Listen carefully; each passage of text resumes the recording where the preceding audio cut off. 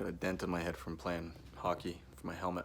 This video was one I shot about just over a month ago. Never got a chance to get around to editing it and making sure it wasn't too ridiculous. But anyways, I just did. I'm super grateful to hear from people about their journey through all this. And that's why I want to just keep sharing my story, because I know that there's others who can benefit from it. And if it does make a difference to you, please comment. Please let me know. Please reach out to me on Instagram, Facebook, TikTok, and let me know, because that's the fuel that, if I don't think I had something of value to say and that was going to make a difference to people, like somebody recently said to me, your words have stopped people from taking their own life. You have a responsibility to share your story. That has been ringing in my ears like crazy. And if I didn't think that way, it would be much harder to take the time to put anything out. So I really appreciate your feedback, and I hope that there's some benefits in this video for you. I also meant to mention that I've added this to audio version because some people have asked for it. I know that I consume audio. I consume content almost exclusively over audio, so I appreciate that. Link is in the description. It's definitely on Spotify right now. Working on it, getting into iTunes. Hey, welcome to the Toward Completeness podcast. My name is Jay Woodford. This is the first episode of a podcast that I've been wanting to create for a long time. When I did a video back on January 1st, about my issue with drinking, and I'd quit. My last drink was December 25th, 2018, and I did a video about it because I wanted to be publicly accountable to it. I knew that if I did that, that would be something that would give me a lot more motivation, for good or for, I don't know whether that's good or bad, but I knew it would give me more motivation. I think anybody can understand that. And what I wasn't really expecting was I really wasn't expecting to hear the things that I heard, get the feedback and the messages, the comments, and all that stuff. And I still continue to get it because the version on YouTube continues to get consistent plays. And I've been talking a lot about these things. And it really spoke to me and became really evident that there's a huge need for this stuff, that so many people are suffering through a lot of these things completely alone. They don't have anybody there that they can confide in. So many people think that who are suffering through either addiction, whether it's alcohol or drugs, depression, anxiety. A lot of people are dealing with thoughts of suicide. There's so much stuff out there. It just was so shocking. It's been so shocking to really realize how alone people are. And I kind of knew that. I think most people who engage in any real conversation with people recognize how alone people actually are through a lot of this stuff. There's so many people that have all the friends in the world, but they have no friends. The friends that they have, the people they surround themselves with, are two-faced, they're fake, they're superficial, and they're emotionally shut off, probably through their own pain. So I'm not here to shit on that. I'm just stating what it seems to be from what I've seen, is that people are deeply, deeply, deeply alone. A big part of the motivation for, like people had asked me early on, people were apparently moved by my story and my willingness to be real and go deep on it. People asked me early on for updates, and it's funny because I did a video, I think, I don't remember how many days in, 100 or something like that. 110 days was what it was. I cracked a non-alcoholic IPA because I love craft beer. And I think I was pretty nonchalant about it because everything was pretty good. And so that was 3.5 months in. And backtracking a little bit, when I first put out my video January 1st, I had an old high school friend of mine who has gone through drugs and alcohol, who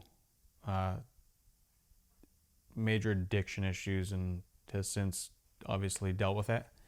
He opened a recovery center in Bali. And he said to me, he commented on my video on Facebook, something along the lines of, he said, he congratulatory and all that stuff. And then he said, Jay, watch out for this 4-letter acronym. I need to check it out because I've mentioned it a few times lately. But he said, watch out for this because the next 6 months can be pretty up and down.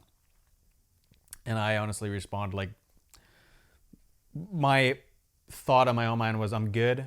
You know, it's been 7 days. This is the hardest part, I would assume, you know, from quitting, because now you're adjusting, your whole pattern's adjust. I mean, 7 o'clock on, 6:30, 6 o'clock, 7 o'clock on every night. Start pounding them back. And so, and that was my shut off. For me, alcohol was a shut off. It was my way to shut off, because this thing is going constantly. And so I had figured, you know, I'm 7 days in, or whatever it was, 26th to the 7th, however many days, 6 days in. Like, I'm good, man. Overcome the hardest part. If I can make it through these days, I'm good. So then I remember did that video 110 days in. Had a pretty nonchalant attitude about it. You know, I felt good. And then I think it was April. So that would have been not too long after I did that video. Things started to kind of get a little dark. The anniversary of my dad's death, April 29th, 2019, this year, 19-year anniversary of his death. I found him when I was 16. And I was reflecting on some things kind of close to that time. And this was kind of the beginning of when I started to, I don't know if things started to get darker. I think I just started to observe the darkness that was there, that I probably was running away from for a long time with alcohol. Because anytime I wasn't doing something productive, I think I generally felt pretty dark. If I had time for my mind to wander and, you know, think about the things about life, there's always this underlying feeling of sorrow. And one of the words I used recently was that life is a pointless, futile tragedy. And generally, like, I'm so much to be excited about, so much that I am excited about, but this is under the surface to such a deep level. And I usually, when I would write something about my dad's death, on the anniversary of his death, if I did, or I've talked to somebody or something would come up about it, I would talk about how incredibly triumphant that event was. I found my dad dead at 16, and minutes later I'm sitting there beside his dead body, and I'm looking out over the April sunset, facing east towards the mountains. Remember, it clear as day. And I remember just like, almost like something was shaking me, like by the, whatever you call it, by the collar, and saying, like, you have got to face this right now. He's gone. Your dad is dead. You can't, as I'd heard of people experiencing grief at this level and suppressing it at some level, not totally acknowledging it, and then it coming back years later and completely destroying their life. I was just, for some reason, hyper aware of that at that moment, and I was like, I have got to face this. I have no idea how. I don't take that as a testament to my character. There's a lot of things that go along with that. My dad gave me the book 7 Habits of Highly Effective Teens when I was 14, so 2 years earlier, and that profoundly changed my life, gave me that ability to hack into those things and deal with it. But it's actually shocking to me how incredibly calm and aware and present I was in that moment, and not delusional about what the fuck just happened. My dad was dead. You're never going to see him again. You're never going to hear his voice. He's never going to talk. He's not going to be there when you graduate in 2 years. He's never going to see you get married. He's never going to see your children. This was my dad, who was my best friend. After I had said that, and after I had looked at my life and just knew, like, you right now decide, you go down this way or you go down this way. This is going to be really fucking hard to not self-destruct, and people around you are going to completely understand if you do, especially in the short term. But my dad had, implanted a vision for something better in my life, and I believed in there being something better and something worth living for, and meaning, and something of substance waiting for me. And I just remember thinking, I can't allow this to shipwreck that.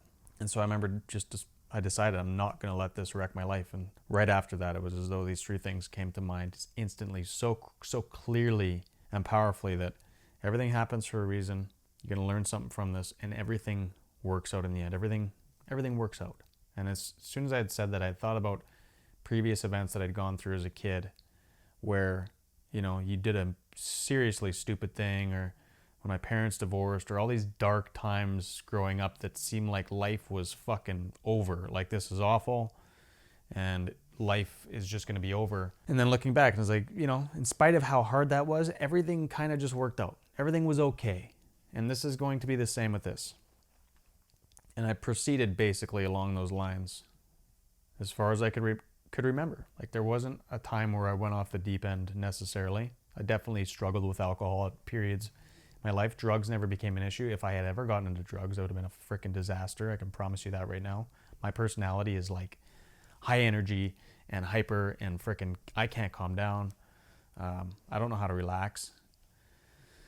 And I think just generally that general underlying feeling towards life that I had, because I think of a very troubled upbringing, very chaotic and unstable family life,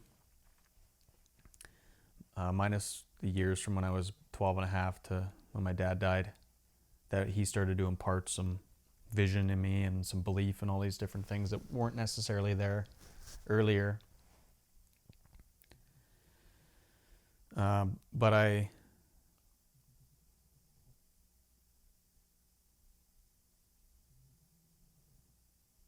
progressively over the last 2.5 years, alcohol became more and more of an issue.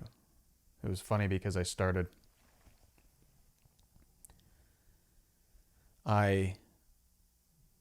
had went out with my father-in-law for a beer this one night, and I had decided, I'm like, okay, that's gonna be my last beer. I think I'm gonna quit for a while. And it wasn't like it was really becoming an issue. Like, it wasn't a big, huge deal. I loved alcohol, enjoyed it. Didn't get out of hand that often. But that night I decided this is it.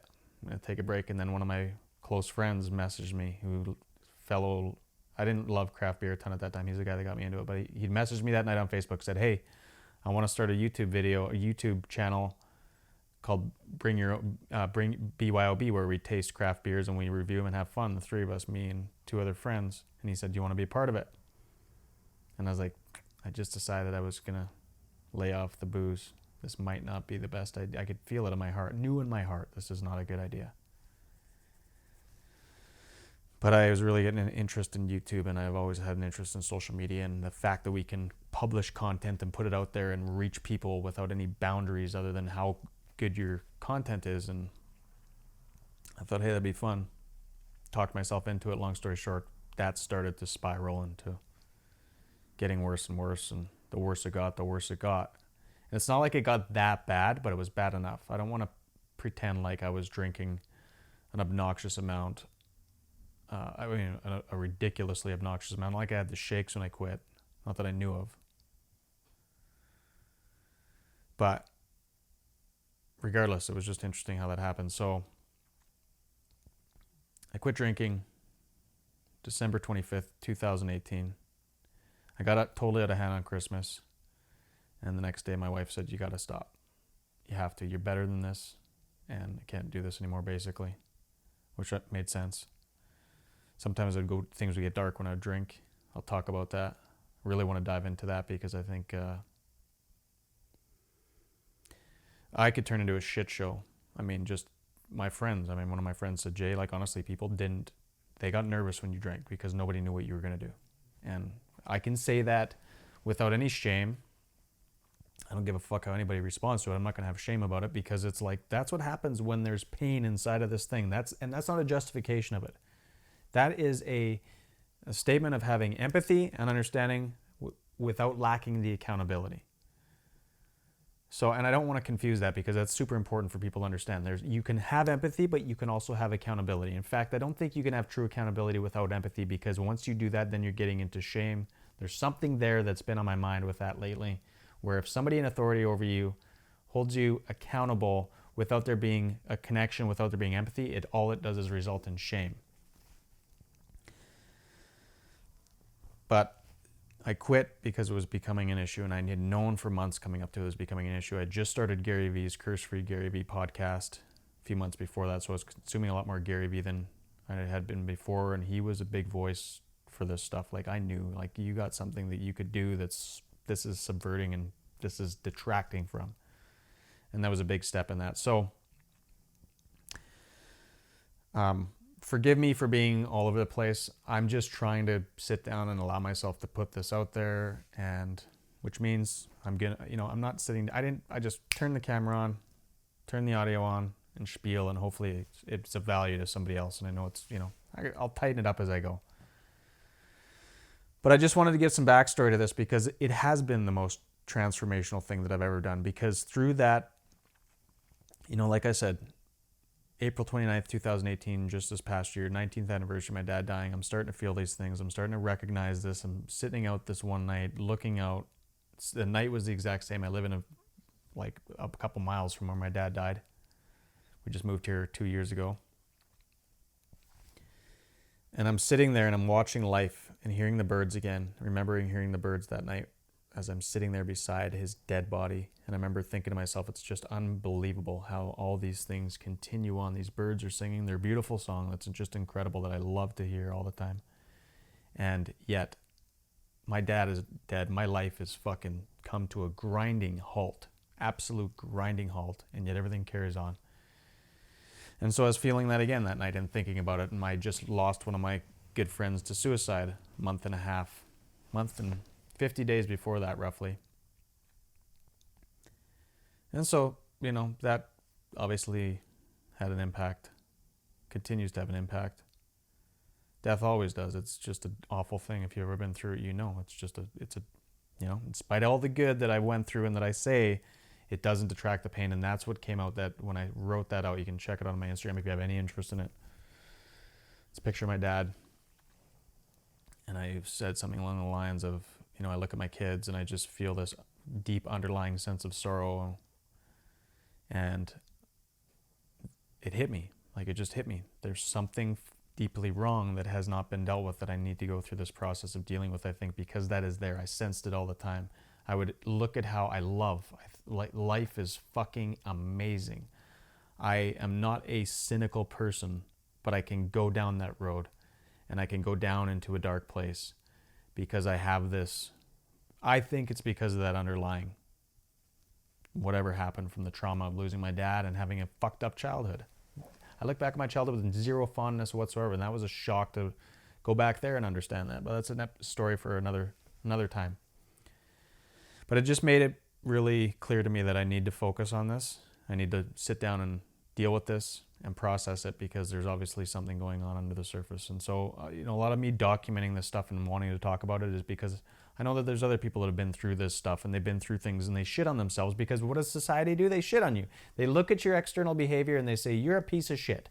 You're not worthy of belonging, etc., etc., etc., because they see a tiny fragment of your life and then they judge, which is fine. I'm not at all sitting here saying that shouldn't be the case, and I don't want to enable that attitude with anybody, because the reality is that's what people are going to do, and there's no stopping it. You either fix yourself and conform to these things, or you try to get the world to conform to you, which is never going to happen. It's like what I think Stephen Covey said: if you want that to happen, you're going to have to get the whole world to go on antidepressants or what medication, or go get therapy in order to suit your needs. You have to deal with this shit. So, and that's part of this process, is I want to open that up for people and be like, look, who cares? The right people are going to stick with you. The wrong people are going to go. And that's exactly what I want to have happen. That is a filter for me for the people that are in my life. The reason that I want to talk about these things is because I've seen so much of the havoc that this wreaks. I've seen how many people are suffering through this all alone. It's an astonishing number, and apparently the data backs it up from what I've heard, listening to Dr. Gabor Mate and Brené Brown. It's just staggering how many people. We're more alone than ever before. We're more connected than ever before, but we're more alone. And there's so much fake, phony, facade bullshit out there that I don't want to have any part in. I want to operate the exact opposite of it, because I know that deep down in every fabric of our being, I believe it's so sewn into who we are at our very core that we need connection, and you can't have connection without vulnerability. And that is what I want to instill, and I want to inspire more of that in the world with my story. I don't give a shit if it's 2 people for the rest of my life, or it's 2 million people, or 2 billion. It doesn't matter to me.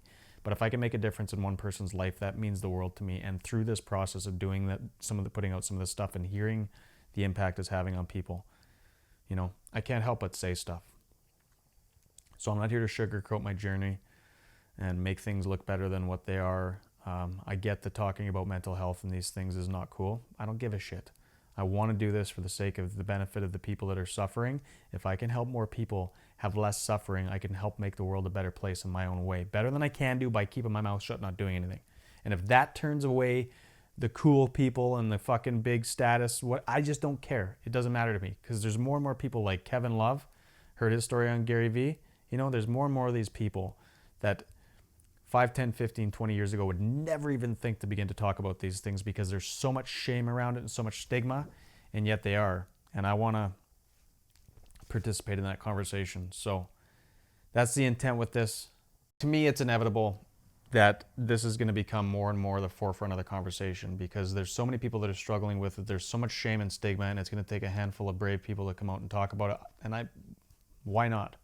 You know, I don't need the respect and admiration and commendation and validation from the fucking people that are going to talk shit about it. I really don't. I really don't want it. Like, they're just fake people, and I just don't fit in or belong with fake people. I just never have, and I never will. And I don't want to want that. It just is an empty existence. And that's so much what I'm seeing through this. A lot of people that are surrounded by those kinds of people, and they have a miserable existence because they're always trying to jump through these people's hoops. And to me, it's like, I look at people and I'm like, why the fuck should I jump through your hoops? Like, what the fuck makes you think that you're so important that I need to jump through your hoops to satisfy you so that you'll give me validation and approval? No thanks. I'm good with myself. I'm at peace with my own process, and I'm at peace with who I am. You can go fuck yourself. And that's been really helpful to me. And that might be a little rough around the edges for some people, and I'm working on that. The amount of empathy and love and understanding that I've developed over the last 3, 4, 5, 6 months has been crazy. So I'm on the right path, but that still is something where I take that posture, because I'd rather take that side and that stance than the opposite. And I want to encourage other people to do it. Doesn't mean we have to go around and act like assholes, but it means that we have boundaries and we understand who's in our corner and who's not, because not everybody is as pretty as everybody wants to make it sound. Not everybody's going to be on your corner. Not everybody is your friend. Not everybody is not your enemy. There's a lot of people that are actually your enemies, meaning they will subvert you. They will get in your way. They will detract from your future. And there's plenty of people who are what you would call your friends that are actually your enemies, because if you started to succeed, they would find a way to shit on you. They would find a way to subvert your success, not because they're shitty people, but because they have an enormous amount of pain and shame within their own lives, and you're succeeding and you're moving forward is going to do nothing but highlight that in their life, and that is more than most people can bear. So be prepared for that, because it will happen. It's way too hard for most people. If the people in your life are stagnant and they're staying exactly where they're basically the same place where they are today as they were 3, 4, 5 years ago, and they're probably going to be the same because they don't have any aspirations for anything bigger. They don't have the ability to even begin to think that way because they're surrounded by people that are like that, which to me is the vast majority of people. When you start changing or improving, you can expect either some real very direct or very indirect pushback and blowback. You can fully expect that people are going to backstab you. They are going to shit talk you. They're going to gossip about you. They're going to spread rumors about you. They're going to do all this stuff. Fuck them. They're not the kinds of people you want in your life. They're not the kind of people that when you're 95 years old and you're sitting in your fucking deathbed, that you're going to sit there and be like, geez, I really wish I had so-and-so's approval. Think of that person right now in your life. Write that down and think, you're going to die tomorrow. Do you really give a shit that you had that person's approval? 99% of the people on that list you wouldn't care about. So these are the kinds of things that I want to talk about because I can talk about it. I have the authority to talk about it because that's the way that I live. And I think that a lot of this hard shit that I've been through has made me think that. I often remember the realization when my dad died that day, April 29th, 2000, and sitting there and just remembering the troubles of earlier in that day, the troubles of a 16-year-old, and just realizing all that shit that I thought that mattered doesn't matter one bit. Could that have happened without my dad dying? I don't know. Not as surely as it would have through that. I mean, that massive amount of pain and everything. So anyways, I'll leave it at that. But I just wanted to put this first one out there. I will provide a link if you're watching this on YouTube, if you have, like some people have said they want. It's just amazing. I feel humbled and honored that anybody would want to hear my story. And I never want to take that for granted, because I have nothing in and of myself to give you other than my story and my experience. It's not like I'm just aware of how easily people get high on themselves, and I don't want to ever do that. And I just recognize that it could happen. Ego is always in operation. We still always need, I often think I don't need people's validation. I don't need the attention, but I love it. And that's something like, because fundamentally, we're never not going to be able to do that. Like, I've said this a few times. I don't need your attention and validation, but I want it, because I can expect people would be like, oh, he's just saying this for the attention. They're going to say that about, just like I was saying about the friends that'll subvert you. That's what people will do. Why? Because when people see other people acting out of courage and exemplifying bravery, it's really hard for people that are living their life as cowards to accept that and not want to shit on it. And so when people are seeing you do something that they wish they had the ability to do, don't be surprised when they turn around and shit on you. If you get value from this, please let me know in one way or another, because that means everything to me. The more of that, the more I'm going to want to do that. And if this is helpful to people, then you know what I mean? Like, I need that. I do need it. I don't want to just hear myself speak. I want to put something out there that's going to be of benefit to people. And I won't know if it's beneficial unless you say so. So either in the comments or send me a message or something. And I can't promise I'll get back to you.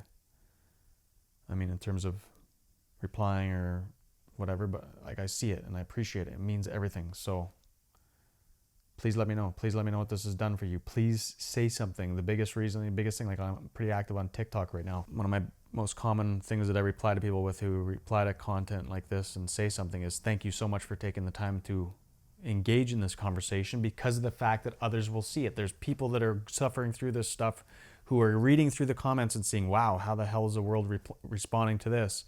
And they're seeing a lot of encouragement and people that are being awesome about it, and they're sharing their own stuff. And it's like, it emboldens other people to speak about it, which is exactly what we need. People need the courage to be able to speak about this stuff, because you can't. That's one of the biggest things that I've learned through this process, which I'll talk about, is that you can't just bury the past. You can't just get over it when you have serious, deep issues and trauma and pain. You can't just let it go. You have to process it, especially when it's stuff to do with your childhood. And so I want to embolden people and empower people and give them their permission in the best way that I can to say, yeah, you got to face this stuff. And it's okay to talk about it. It's not just okay, you have to. So fuck the stigma, because I'm sick and tired of it. And one thing I've just been realizing is that we give so much cultural lip service to mental health, and yet when it comes to actually talking about these things, there's still so much stigma around it, which again, I'm fine with. I just think about the people who, I think a big reason that I'm able to do is I know who I am, and I'm at peace with myself, and I'm at peace with my process, and I understand my journey. So no matter what the fuck anybody says, their judgment doesn't stick, because they don't know the whole story. And people just headline read, and they come up with shit, and they tell themselves stories, and there's all kinds of reasons why people are going to judge, and it doesn't fucking matter to me. It's none of my business. Doesn't matter. It has no bearing on where I'm going. And so I want to empower people with that same mindset, and not, I'm not trying to drop the stigma. I'm not trying to change the outside world, although I kind of am. And I really don't know if that's really possible anyways, because I don't think unless somebody understands or has gone through that darkness themselves in whatever capacity, whether it's addiction or mental health or, thinking about suicide or whatever it is, unless you've been there, it's really hard to understand that. So I'm not trying to make people understand it. I more want to give anybody who would see this the permission that it's okay to talk about it. And you're not alone. You're not alone. There are so many people who that you don't even know that are suffering through this stuff, that are putting on a total facade in front, not because they're shitty people, but because that's what society expects people to do. It's not cool to talk about these things. And I've never been somebody who's been very good at keeping my emotion or how I'm feeling. If I feel something about somebody, they're going to know it. I'm not very good at masking that, because I fundamentally think it's fake. I fundamentally think that it's dangerous. I've always thought that. I've never been one to, even since I was a little kid, I have memories talking to my friends when I was little, telling them, you got to talk about this stuff. What's bugging you? And always being that guy. I'm not saying it's the right thing to do. There's certainly an element to, I mean, in business, for one thing, I don't wear my emotions on my sleeve. I'm stone cold when it comes to that stuff. When it comes to selling or anything like that, stone cold and unemotional. I know how to shut that stuff off, just like when I found my dad dead. So people look at me like, oh, you're just somebody who doesn't know how to control their emotions. I'm happy to let them be known when it's, I wouldn't say even the right time because I'm not good at that, but I'd rather let them be known, let it out in some capacity than hold it in because I'm just trying to be somebody to somebody else, which I shouldn't be trying to do in the first place. So I have no idea what I just talked about over the last 30 minutes, but I really hope that it was of benefit to you. I just want to get in the habit of doing this because I know that if there's one thing that I could say that changes someone's life, which has already been the case, I want to do more of that because we need it. And this conversation has to happen. And if I can contribute to it anyway, that's what I want to do. So please let me know if this has been a benefit to you. And I really appreciate you taking the time to hear my story. And I really hope that it's been beneficial for you. And the plan is to keep this up at least once a week. It even just feels weird saying that, like, you know, it's funny because one of the things, I'll finish with this. One of the most beneficial things that I've done was start listening to Brené Brown. If you haven't heard her, please go either watch her talk on Netflix or just Google Brené Brown TED. She did a famous TED talk, I think 8 years ago, on the power of vulnerability. She's a shame researcher. She gets into all the data. And man, is it absolutely unbelievable how incredible it is. She says, shame runs 2 tapes. You're not worthy, I believe it is, or who do you think you are? And the biggest one that I struggle with is who do you think you are? You know, so when I think about this, I'm like, you're putting out this video and talking like people are going to care. And it's like, who do you think you are? Is that voice that goes on. So I'm just saying that to acknowledge that's what's running through my head. It's not, I don't think I'm all anything. Apparently people have been moved by my story and I wish to contribute to it because I know how alone people are. So I'm just sharing that that's my own tale of shame that's going on in me too. And these are some of the things that I wish to share. I certainly don't want to sit here and portray myself to be an expert because I can't stand that. I'm no expert. I'm not even an expert on myself. Seeing how little I actually understand why I do what I do and understanding my own process has been incredibly eye-opening, and it's been a big thing. I wrote something about it on Instagram a couple months ago where I said the ability to see in my own life that I don't understand why the hell I do what I do is going to serve as the fundamental death blow to my capacity to judge another human being, which I could do, and I could do ruthlessly. Especially if people turned adversarial toward me or provoked me or instigated something without necessity, coming at me without me going at them, you know? You want to fight? Fuck, I just turn ruthless. But I'll be your best friend until you cross me. Anyways, I appreciate this. I'm going to leave it at that. And please let me know if this is beneficial to you. If you want to connect with me, I'm on Instagram, instagram.com/thejwoodford. I hate the fact that I named it that. It was the only thing I could think of. I saw, and I don't like spending much time on that. YouTube, Jay Woodford. Facebook, The Jay Woodford. TikTok, just Jay Woodford. But I'd love to connect with you and hear your story and involve you in the conversation if this is beneficial. So I'll chat with you soon. Really appreciate it. Hey, one last thing before you go. First of all, I've included the audio versions of the last few videos, starting from the first one that I did back in January 1st about quitting drinking, in podcast form. So if you prefer to consume content auditorily, or is that right? Through audio, which I do. I like to listen to stuff while I'm doing things. It's in podcast form. I know some people have asked for that. If you want to connect with me, please reach out. Please comment on this.